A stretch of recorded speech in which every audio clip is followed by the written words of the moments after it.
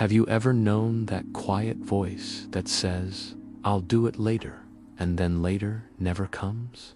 That voice feels harmless at first, but slowly it takes away your strength, your dreams, and your fire. This is the story of a man who listened to that voice for too long until one day he didn't. Before we begin, take a deep breath. And if you love stories that awaken the spirit, follow for more timeless lessons. Now, let's begin. In a mountain village surrounded by pine trees and silver rivers, there lived a man named Taylor. He wasn't lazy by nature, but he had fallen into the habit of delaying life itself. Each morning, the sunlight would pour through his window, but Taylor would pull the blanket higher. "I'll get up in a while," he'd mumble. The while turned into an hour, the hour into half a day, and soon the days turned into seasons. Taylor used to dream of being a woodcarver. His hands were gifted. As a boy, he carved birds so lifelike that people believed they might fly away. But as he grew older, he told himself, "There's time. I'll start when I feel ready." He always waited for the right moment, that day when he'd wake up full of energy and purpose. But that day never came. One morning, his neighbor, an old farmer named Eldon, knocked on his door. "Taylor," Eldon said, holding a worn wooden staff, "can you fix this for me? It's special to me. My father made it." Taylor nodded, smiling. "Of course, bring it tomorrow." But tomorrow became next week, and the next week became forgotten time. When Eldon returned, the staff still lay untouched.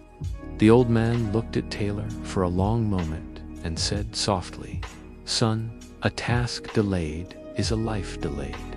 Don't let comfort steal your days." The words stayed in Taylor's mind, but only as a whisper, till one winter morning, when everything changed. The village woke to the sound of bells. Eldon's house had caught fire during the night. By the time people arrived, it was too late. The flames had taken the small home and the old man with it. Taylor stood before the ashes in silence. Among the blackened remains, he saw the old man's walking staff, half-burned, splintered, the same staff he had promised to repair. His knees trembled. The truth struck like cold iron. He had all the time in the world and did nothing with it. From that day, something inside him began to change. Taylor cleaned his small workshop, swept the dust from his old tools, and sat at the bench again. At first, the wood felt foreign under his hands, his fingers clumsy from neglect. But he worked, slowly, patiently. Every day, the first bird he carved broke in half. The second looked awkward and heavy. The third had wings that felt alive. Each mistake taught him that waiting for perfection is the same as waiting for nothing. Weeks passed, then months. He rose with the sun and slept when the moon rose, his hands always stained with sawdust and effort. For the first time in years, his body felt light and his mind calm. He realized that action, not motivation, creates energy. One morning, as the snow melted and rivers began to sing again, a boy came running to Taylor's house.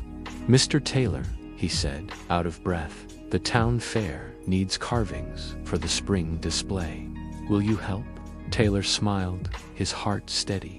He worked day and night, carving animals, trees, and a single staff, beautifully polished, with a bird resting on top. When the fair came, people stood before his work in silence. It wasn't just the carvings, they could feel the years of lost time turned into quiet purpose. A stranger asked, "How did you learn such patience?" Taylor looked at his hands and said softly, "By wasting too many days thinking I'd start tomorrow." That evening, When the fair ended, Taylor walked to the hill overlooking the village. The wind brushed against his face like an old friend. He whispered to the stars, "Eldon, I fixed your staff, old friend.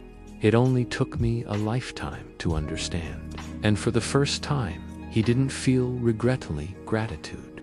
He realized something simple yet powerful.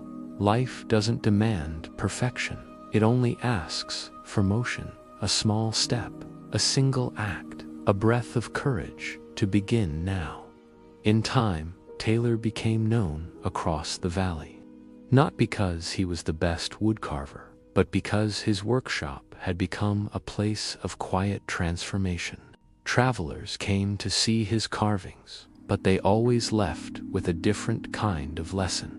He would tell them, "The greatest thief of dreams wears a gentle face. It says, rest now, start tomorrow.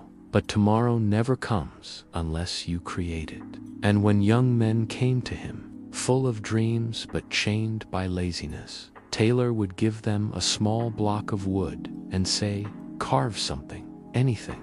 Don't think, just begin. You'll find that once your hands move, your heart follows." Years later, when Taylor was old and gray, a visitor found him sitting beneath a tree, shaping another small bird. "Master," the visitor asked, "why do you still work at your age?" Taylor smiled, eyes warm as morning sunlight. "Because, as long as I move my hands," he said, "my spirit stays awake." Laziness was never the absence of work, it was the death of wonder. The visitor watched him carve in silence, as the shavings of wood fell like snow. Each curl of wood was a second reborn, each breath a quiet victory. So remember, if you're waiting for the perfect moment, it's already here. The world won't wait, and neither should you. Start the small thing, fix the forgotten thing. Even one honest action breaks the chain of laziness. Taylor's story reminds us, you don't need to feel ready to begin. You only need to begin, and readiness will find you on the way. If this story touched you, remember, every day is a new chance to grow. Stay well and stay peaceful.